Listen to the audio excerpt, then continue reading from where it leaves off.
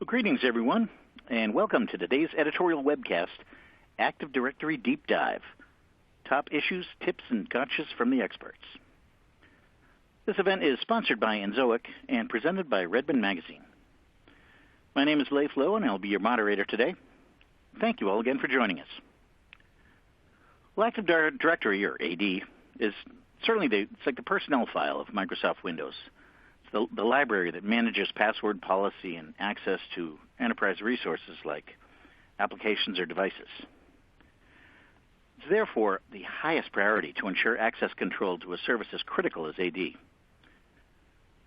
Your organization should probably adopt the NIST password requirements for AD if you haven't already, and then augmenting AD's capabilities with enhanced functions like automated weak password filtering, blocking passwords that are too similar to previous passwords, restricting common, expected, or compromised passwords can ease that process. Well, during our webcast today, we'll be presenting several of the top issues, tricks, and tips the pros use to keep AD running like a well-oiled machine.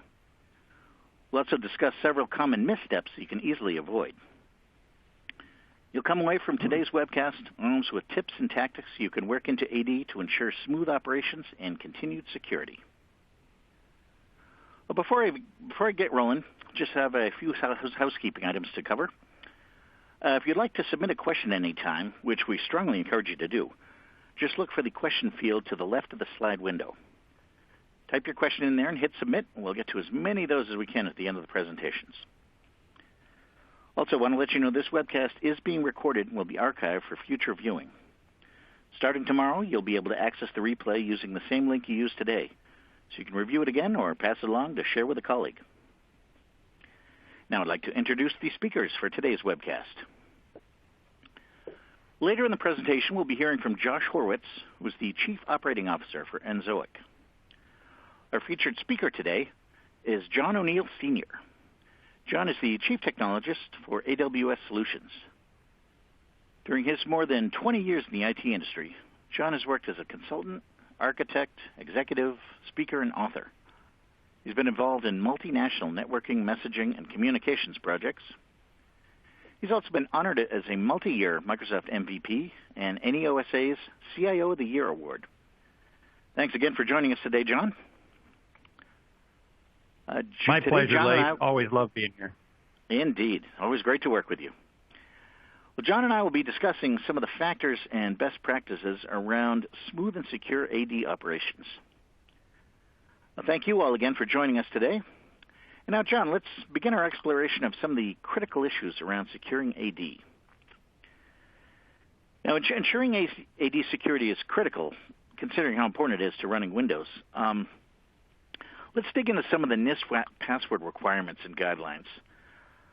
Do you think they're sufficient as is, and how do you see them evolving? Well, being a security guy, and I've said this in the past many times, and I'll say it again in the future, everybody that's in IT nowadays is a security guy or gal. Security is pervasive, right? Yeah, exactly. And they're whether you're a developer, whether you're a network admin, help desk technician, whatever your role is, security is important to you and to your organization. And the NIST requirements are going to continue to evolve. They have to, because they're designed to, one, align with modern organizations' use of IT, which of course changes, and they're also aligning with the threats that are out there. So, one thing that 10 years ago, everybody coming into IT was taught was, hey, you have to have really, really long, complex passwords that are super hard to remember, and that makes them super hard to compromise. And, we were constantly fighting with users to make harder passwords, and we were forcing them to change their passwords on real short intervals and those sorts of things. And what NIST has revised, and what I absolutely agree with, is that doesn't necessarily cause improved security today. Right. There's a relationship between usability and security. If computer users are able to easily remember their passwords or passphrases, if they're able to easily use the multi-factor authentication that you put in place, then your security will be improved. When things are hard to use, hard to remember, they try and find ways around them. Remember, most computer users, the computer isn't their purpose for being there. It is a tool that they use to accomplish their purpose, and when it gets in the way, they try and find a way around it because they still want to do their job. They still want to do a good job at whatever it is they're trying to do. Yep. Yeah, the more complex the password, the more likely it's going to be written on a Post-it note stuck to the computer. Yeah, absolutely. And, a couple things with the NIST requirements that a lot of people are still becoming familiar with that manage infrastructures are, one, you mentioned it, the not using previously compromised passwords. With all the compromises that have been out there, right? Yeah. Billions of records at this point. There's a lot of known password data that can go into these dictionary attacks and these brute force attacks. So you really should implement some sort of blacklist checking against compromised passwords to prevent your users from using those things. Yeah. That's going to be more and more important as data gets out there and attackers are able to leverage it. Yep. Every breach adds to that for sure. Yeah, absolutely. And then the other that I was going to mention when I was talking in the plural was the fact that you don't have to have 64-character passwords. The NIST guidance, requests a minimum of 8, and that is good enough if you follow the rest of the other guidance to create a pretty secure environment. Yep, that makes sense. Yeah, that's sufficient. But yeah, 64 is a little excessive. All right. Now, on the IT side, I mean, if you are the domain administrator, you're the one running Active Directory at your shop. I've often heard it said that it's probably a good idea to use 2 accounts, one regular account and one admin level account. What do you think about that tactic? Absolutely, you must do that. Yeah.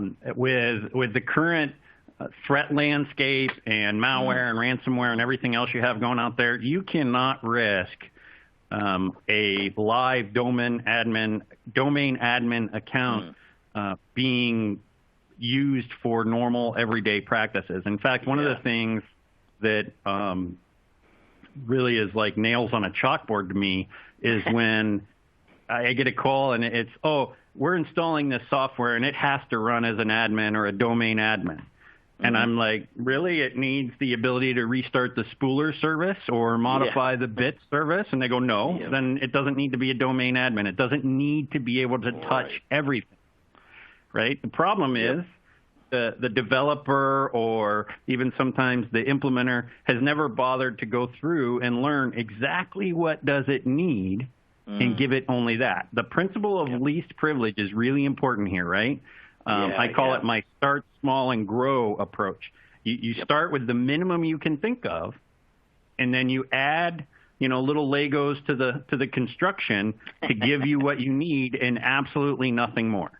Yep. And of course, that's the principle of least privilege. Only what you need and nothing more. And those people that are trying to get their job done will always be like, no, that's not important. You need to just give me anything. That way, if I want to do something, I can do it and everything else. And that's all great until you have a security event and all of a sudden, your entire Active Directory sysvol has been encrypted. And now you've lost your entire identity management system and everything else. Now that 5 minutes you might have saved that person while they called you and got an elevated right or privilege just became, 6 figures in dollars and numerous days or weeks in time. Yep. Yeah, it's probably better safe than sorry. God, man, anyone gets into a domain admin account, they can, like handing them the keys to the kingdom. Absolutely. And, if even if you're using biometrics or something like that, good friend of mine always says he has, 2 fingers registered on his computer. One is his standard user account, and the other is his admin finger. Okay, or eyeballs, or hand geometry, whatever it is. Just one gets you in as your standard user that can run applications and browse the internet and check your email, and the other is the one that you use when you want to install software or register a service or do those sorts of things. Yep. And I'm going to mention it later on, but I am a huge fan of the evolution of role-based access control. Right? We saw RBAC in earlier versions of Exchange come out, and now Microsoft has really done a lot to evolve that with JIA, just enough administration. And even JIT-JIA, just in time. But, with JIA, we can create endpoints that allow normal user accounts to do certain jobs, like restart a DNS service, right, or add a user or certain things like that. And it takes some administration to get it set up, but it certainly does a better job protecting the infrastructure. Yeah, definitely a good step to take for sure. All right. Amen. And then, moving on to the local accounts, kind of extending on that thought, I've heard it's advisable to disable local admin accounts on all machines. I would imagine you think that's a good idea as well. Absolutely, and here's why. So if your account, or if your computer is joined to the domain, then the domain admin account that you have is automatically an administrator on that local machine. If you leave the local admin account and never use it, what happens? One thing that never happens is the password is never checked or refreshed or anything else, let alone changed, and the account just becomes an attack vector. Now, some people will say, well, I need that account there for a break glass in case I have a network problem and I can't get into my machine. And, there's pros and cons to that. On one hand, I'd say, well, that's a pretty extreme scenario, and you have DR concepts in place to recover from those kind of events. But if you do want to break glass account, then the first thing I recommend is don't use the built-in administrator account. Disable that one, and then create one with a totally random name, right? Because think about it. If you use the built-in one, you have just given an attacker 50% of what they need to compromise that account. Yeah. They know the name is administrator, right? So if you create one with a completely different name that's fairly meaningless to anyone that's attacking, now they essentially have to kind of try and crack 2 different passwords, one being the username, one being the password. But my personal feeling is I disable those accounts. I use domain admin accounts. And here's another thing. If you log into those machines one time with your domain admin account, remember you're going to get a cached credential on there that you can use to log in again if you did lose network connectivity. So there's ways around that. Yep. Yeah, I was going to ask you if you thought that, kind of like break glass type of mentality was effective. Do you think that's the way to do it, using the cached credential? Well, that's kind of a loaded question, because there's scenarios where I see that, hey, we can eliminate these because we're going to use multi-factor and one-time passwords and other things to give us our administrative access. But then there's other events where, you kind of need that break glass account to be able to do something.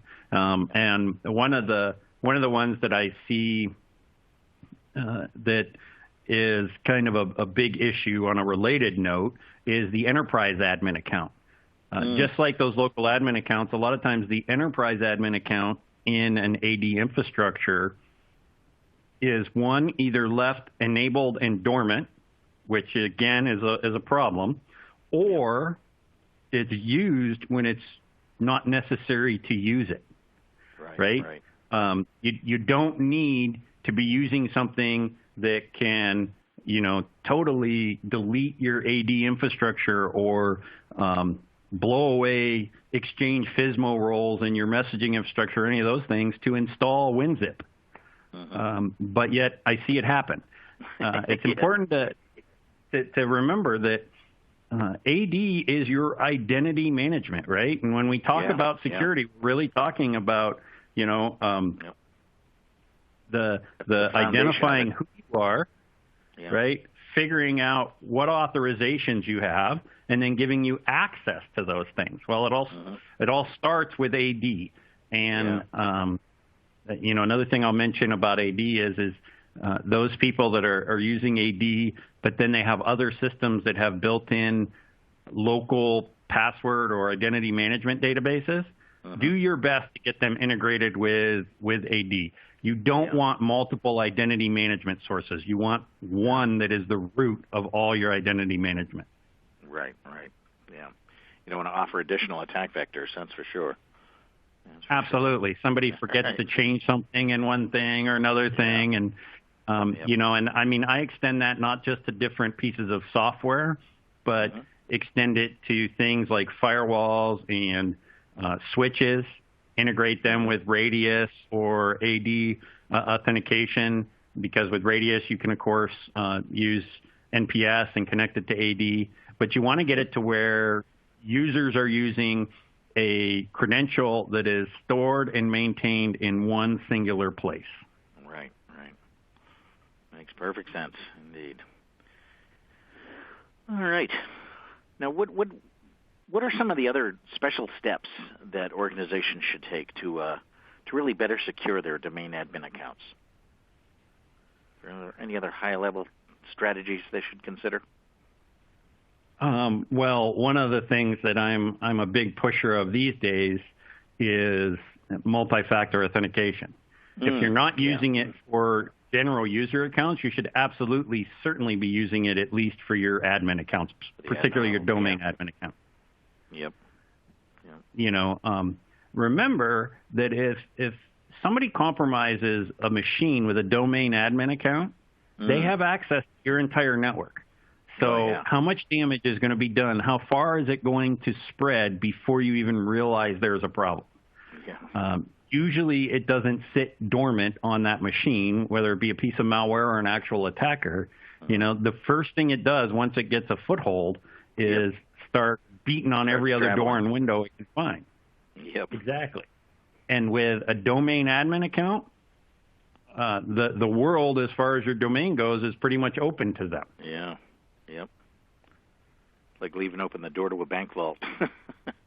Absolutely. One of the books that I've recently been involved in and helping with, we actually do an exercise where a compromised domain admin account encrypts Active Directory sysvol and basically brings down an entire international organization's AD infrastructure. No one can log in anywhere, right? And it takes less than a minute. Yeah. So, and I don't mean to scare anyone, but they're not scary. They're just exactly. It's just pragmatic. Yep. Pragmatic. That's a good way to think of it. All right. Well, knowing that the threat landscape out there is evolving and it's fairly pernicious at this point, bad stuff is going to happen. How should an organization best monitor Active Directory and Active Directory events to ensure that nothing's happened, to make sure there hasn't been a compromise? Yeah. So everyone who is interested in keeping their organization operational should be implementing some form of SIEM system, right? So just going into event logs and looking through them and that sort of thing, that worked 20 years ago. It doesn't work now. There's too much data being aggregated. The odds of you missing something is real high, and the length of time it takes before you glean the information you need is too high. So you need to get some tools in place to help you with that job. And then once you have those tools, whether they be free tools or paid tools or whatever they are, you refine them to begin watching for alerts that are indicative of a problem in your organization, right? And what I mean by that is you have to do a self-assessment and go, hey, we only have like 3 people that remotely connect, and they really just do it from home or whatever. And so we shouldn't see a lot of foreign subnets authenticating against our AD. Yeah. But on the other hand, you may have a telework scenario where most of your employees are connecting remotely, right? Yeah, that's in true. which case, seeing those events is not a problem. So you have to go through and do this self-assessment exercise and define what would be odd for our organization and what would not be odd, what would be normal, and then dial in your monitoring solution around that. Right. Following that really good baseline, for sure.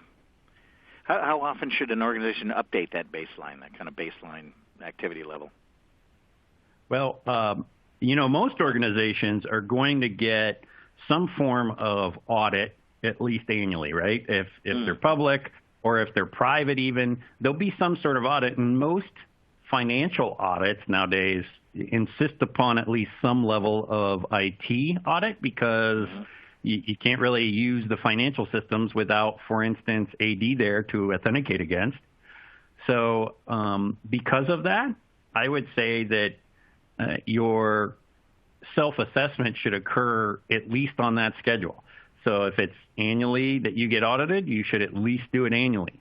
If you get audited twice a year, then that is a pretty good indicator to me that it's probably important to you to reassess more frequently. Yep. All right. Makes sense. All right. Now, kind of backing up to the kind of the user level, what are some of your thoughts on using passwords as opposed to using something more complex like passphrases? This is where I get into the usability, the ease of remembrance. And I believe that passphrases are easier to remember when you give people some good guidance. Okay, passphrases, of course, tend to include multiple factors. So you have uppercase and lowercase letters. You tend to have non-printable characters like spaces. You tend to have special characters like punctuation. Sure. All those things happen. So what, I would never tell somebody to use their address, for instance, as a password, right? So I would never say use, 1202 Main Street as a password. But what I might do is say, my address begins with 1202 as a sentence, with a capital M at the beginning and a period at the end. That's going to be pretty easy for them to remember, right? And it's going to be hard to crack. And it's not easily guessable or any of those things. Now, the one problem that comes into fact is it is a little less usable because people have to type that entire thing every time they have to enter a password. I am... Oops, sorry. That's a fair trade-off for ensuring, for keeping the bad guys out. Absolutely. And I am a big one on not reusing passwords or passphrases. And, of course, there's a lot of things you need. So I am a proponent of password vaults.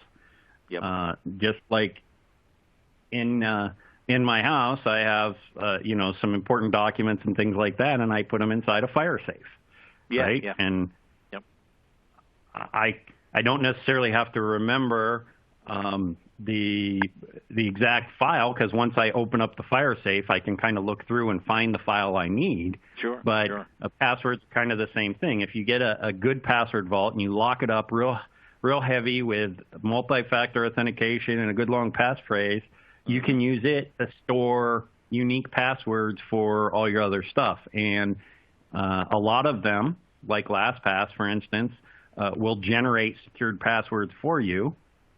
So you can give it like the NIST criteria and things like that. And when you go to a website and it wants you to sign up with a password, instead of using one that you've already used or whatever, you just say generate a new password and it'll give you one. Yeah. And you never have to remember it because it's inside your vault. Sounds like a good way to go for sure. All right.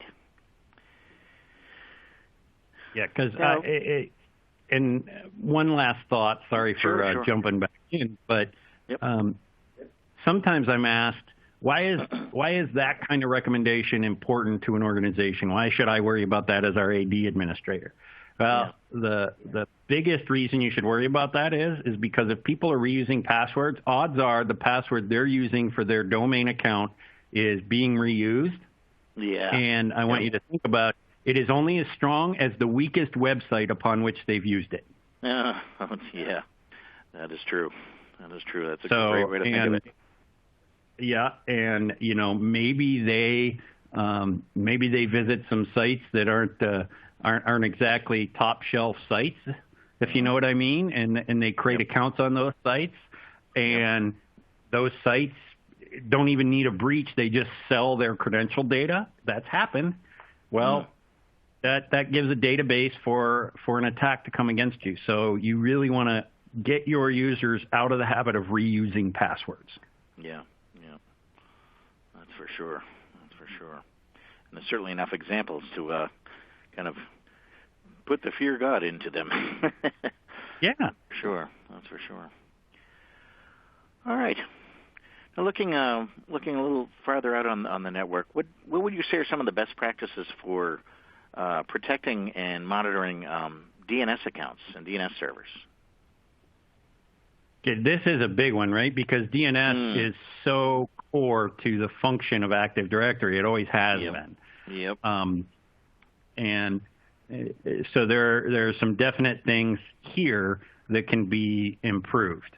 Often, the DNS server is a domain controller. I mean, that's a common scenario, and that's not a problem. Sure. But the first recommendation I make for folks is your DNS server, particularly if it's your domain controller, should not be internet-facing. Okay? Yeah. I see a lot of people where they put their external domains and their internal domains on the same server.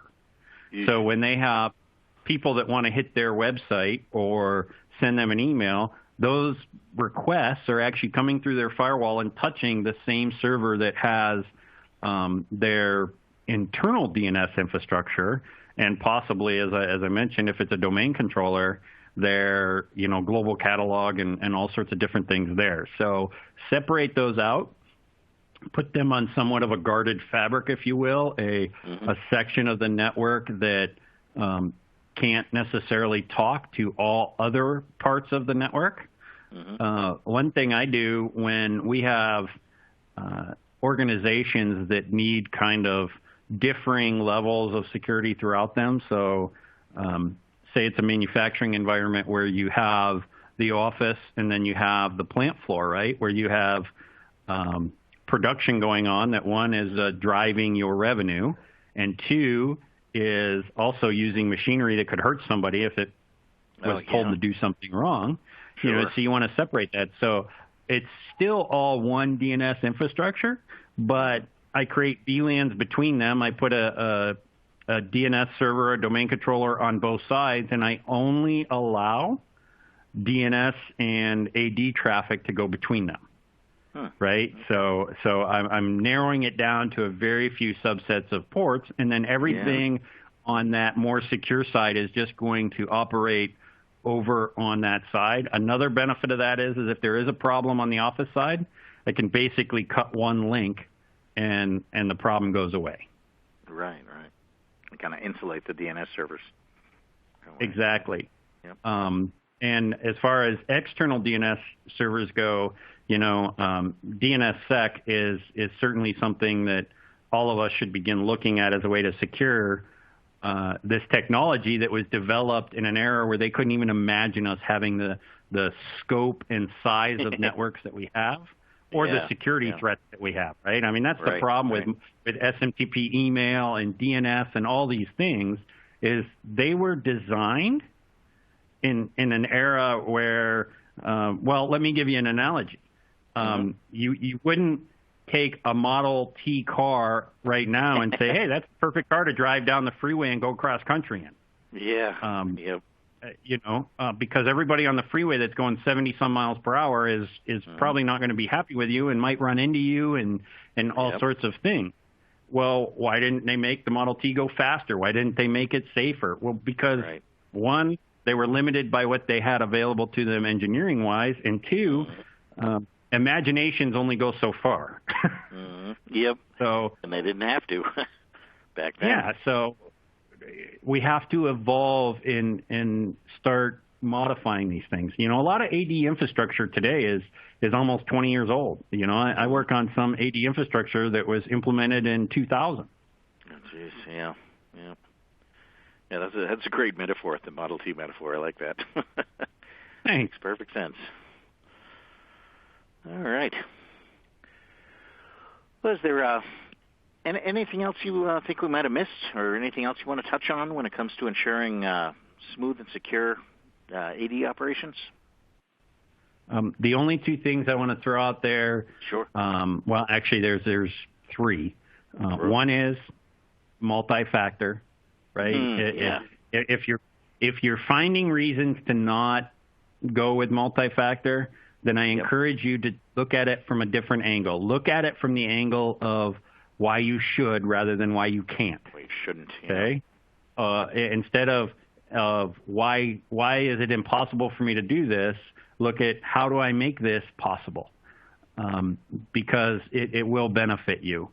The other is self-service password reset functionality. Okay? That's a huge one. Is giving users the ability to reset and unlock their own accounts when they have a problem with their passwords.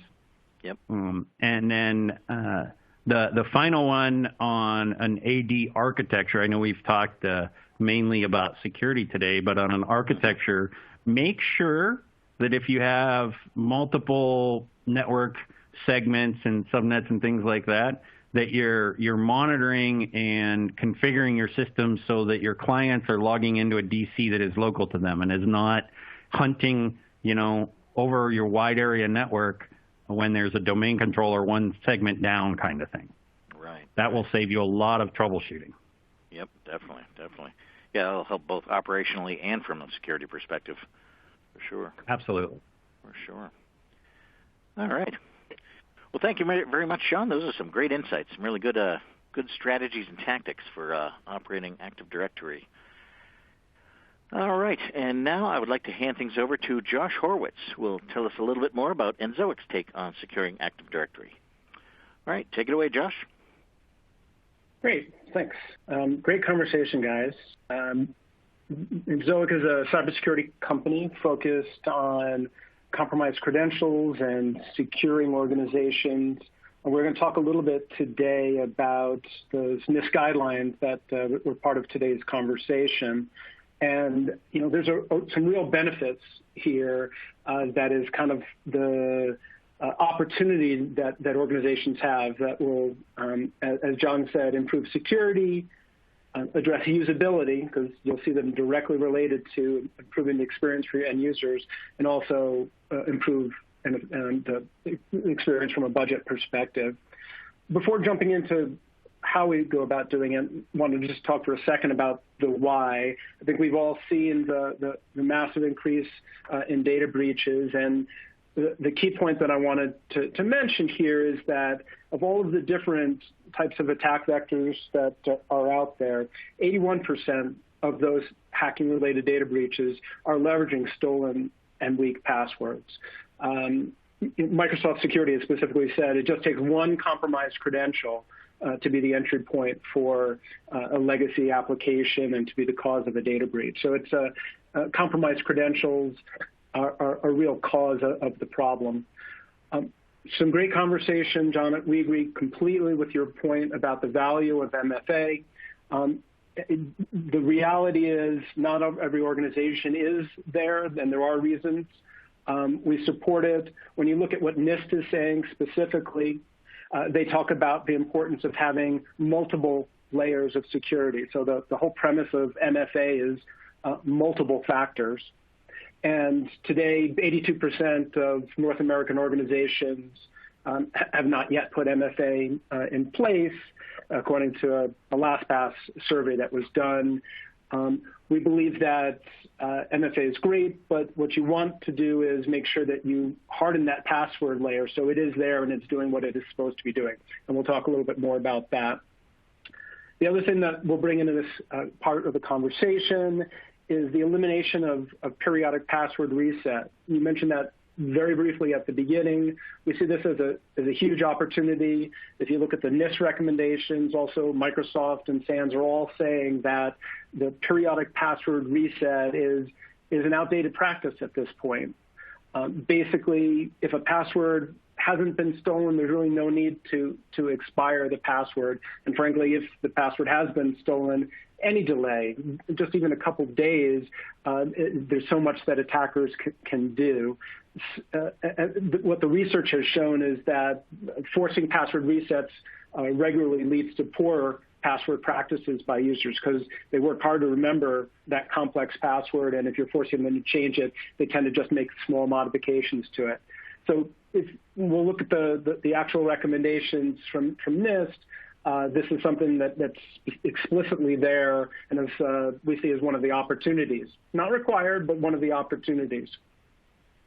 So really those benefits that I mentioned in terms of user experience and security, by actually hardening passwords, you improve your security posture, gets you into compliance with industry standards. Specifically, we're talking about Microsoft Baseline Security Guidelines and NIST's special publication 863B. We're going to be able to show how that we can give a better experience for users if you choose to eliminate those periodic password resets, but also the core of the NIST requirement is now to eliminate password complexity, so uppercase, lowercase symbols. What they found is that forcing those led to poorer practices. So what that meant was users were creating more predictable passwords that were harder for them to remember, but easy for attackers to take advantage of. So we'll talk about how the new guidelines take a completely different approach, and then lowering the administrative costs. By simplifying and creating a better user experience with passwords, you have fewer help desk calls, and we'll show you how we can automate the remediation associated with it. So we see this as a real win-win and taking advantage of a layer of security that is already there in place. You don't need to go out and introduce a whole new layer of security. You're just hardening passwords. Let's take a look at explicitly what NIST says in that 863B guideline. As John mentioned, at least 8 characters, and definitely to compare against commonly used, expected, or compromised passwords. That's basically the blacklist that John mentioned, and we'll talk about what that is and where you can get that and how that works in Active Directory. And then, of course, to implement a throttling mechanism, which Active Directory offers.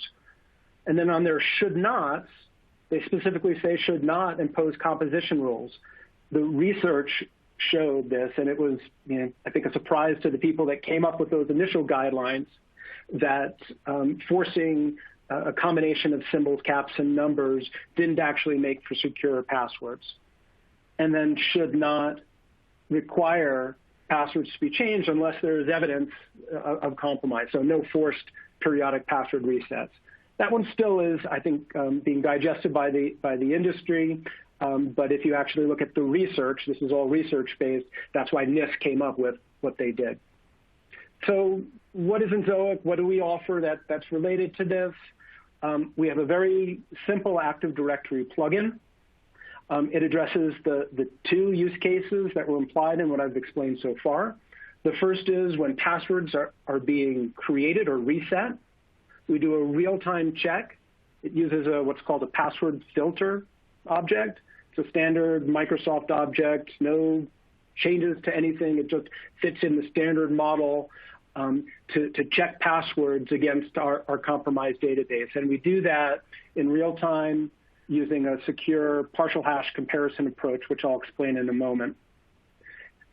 And then the second phase, if the first is restricting passwords when they're being created, the second is you really need to have some evidence that some way to detect if a password becomes compromised later. So a password that was created today, 3 weeks from now, may turn up in a cracking dictionary, and you need some mechanism to be able to get that out of your organization. So Inzoic's process uses the same plugin to continuously monitor on a daily basis new passwords against our database. And our database is updated every single day with new data breaches and cracking dictionaries that our team goes out and collects.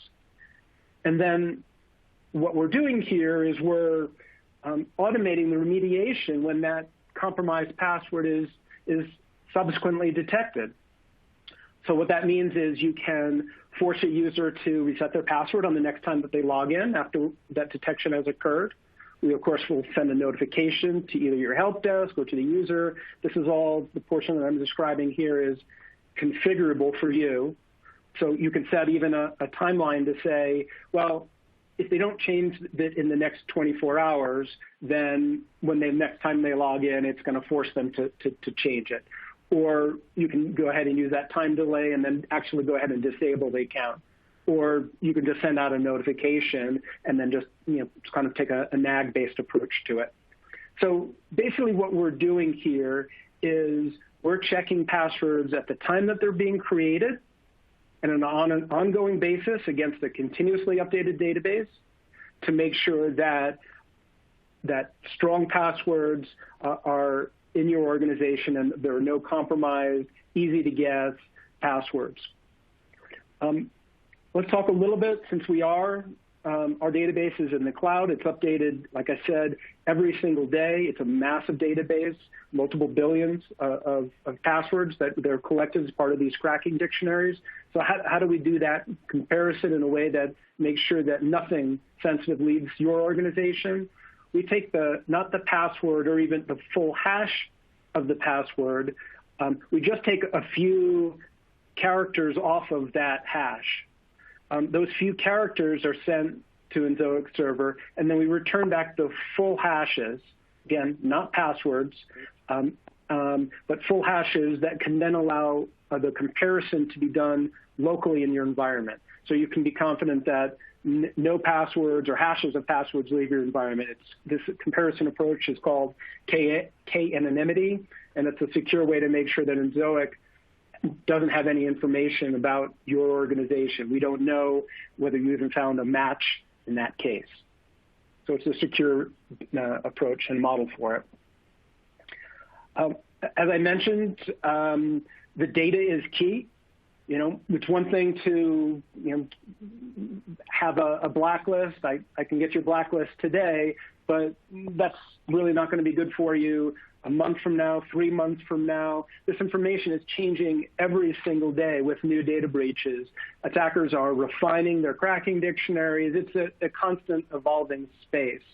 And so using a service that it takes that into account is essential. There are definitely places that you can go grab a free list of bad passwords, but in order to be able to really address what NIST is asking for here, it really needs to be an up-to-date list of passwords. So that's a key piece of Inzoic's service. We have a combination of people and proprietary automated technology to build and maintain our own database.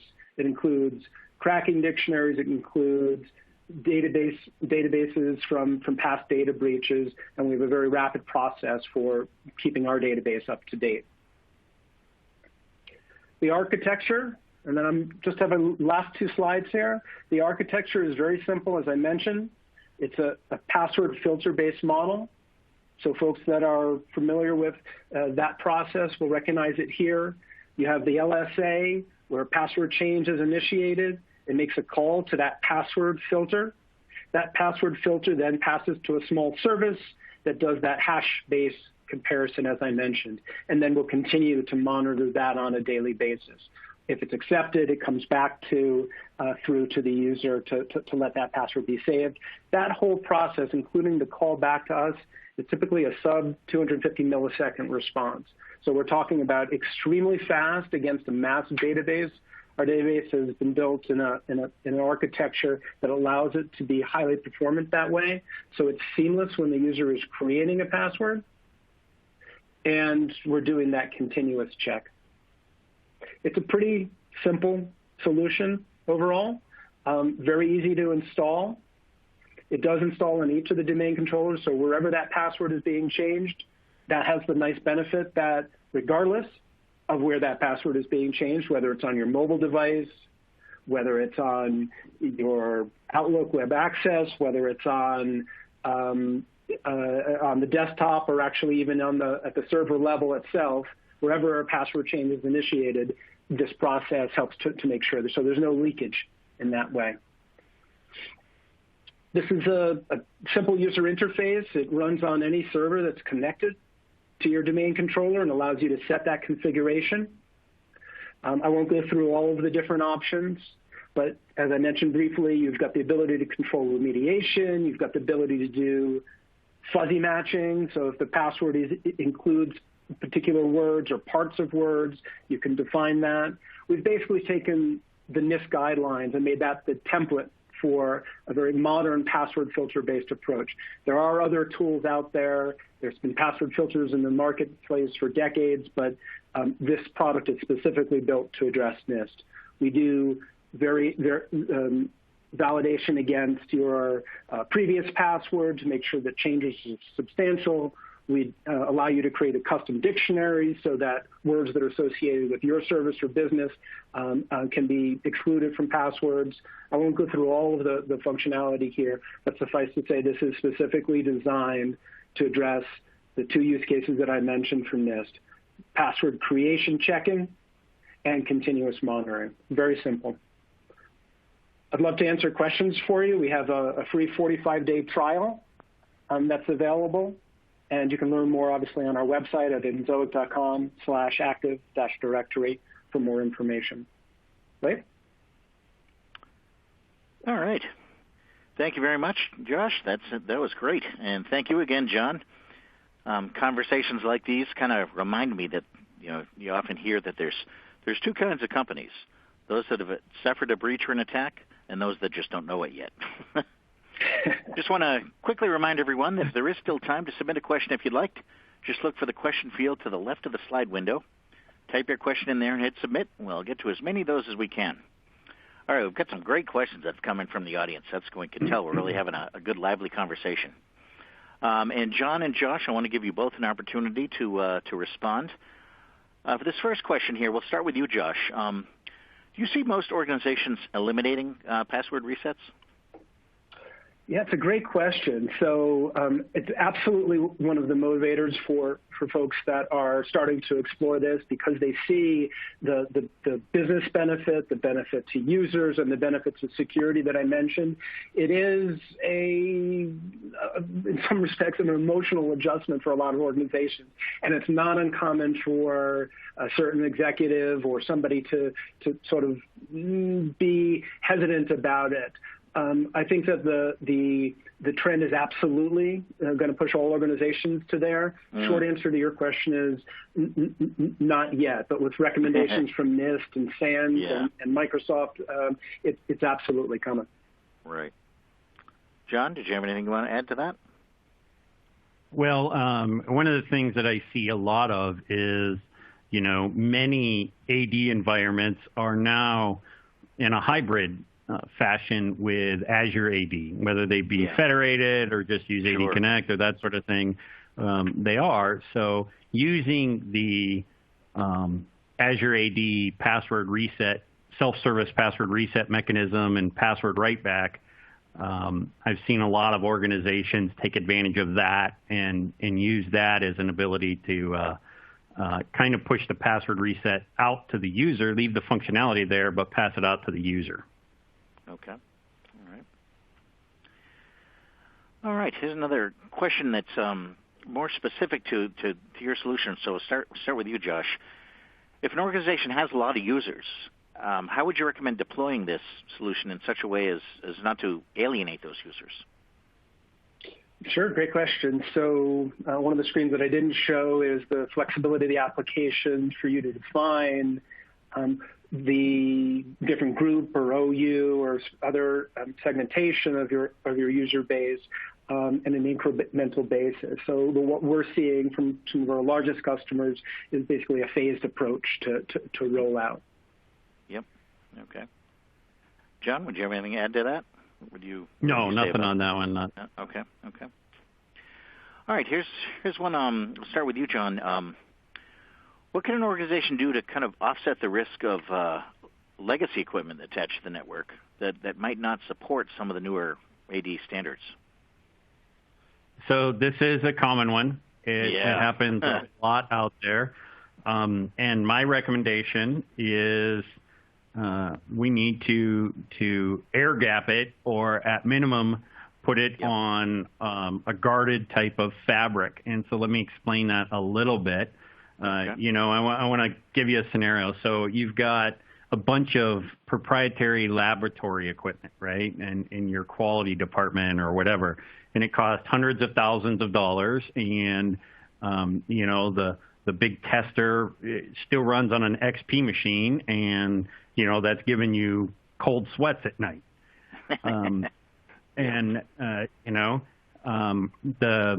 The QA team is like, well, it has to remain connected to the network because I have to be able to, copy those files to my desktop.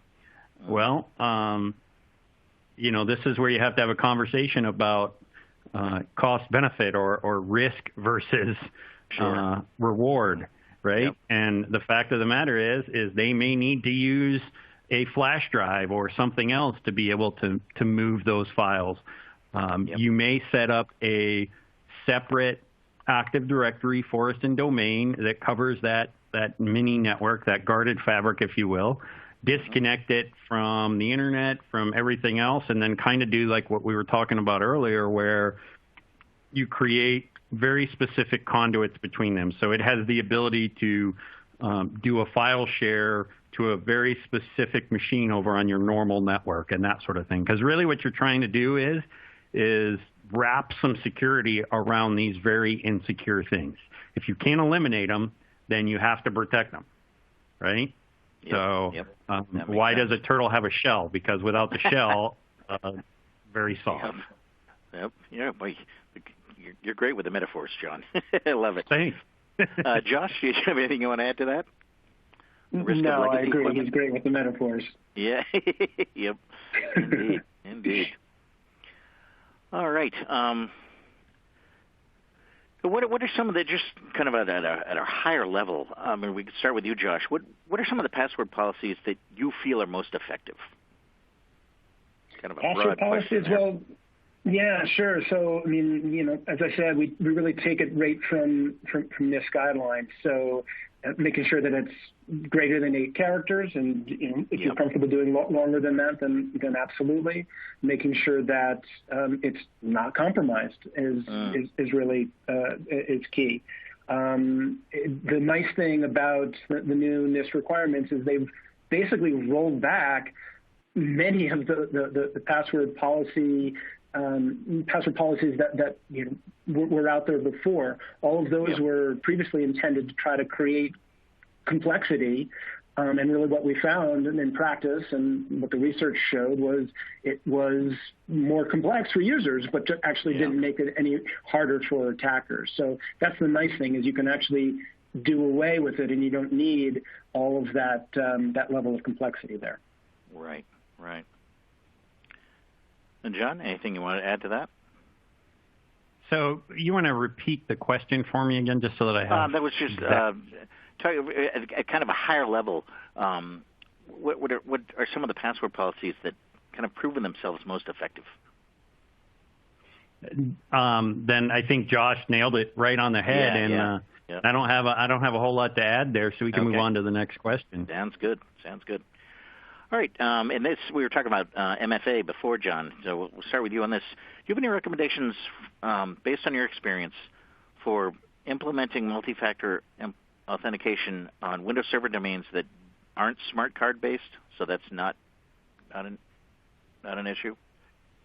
Absolutely. One of the big things that I use now, particularly in those hybrid environments that we talked about earlier, is integration with authenticator apps, right? Because everybody pretty much has a phone, even if it's their BYOD kind of phone, and they always typically have it with them.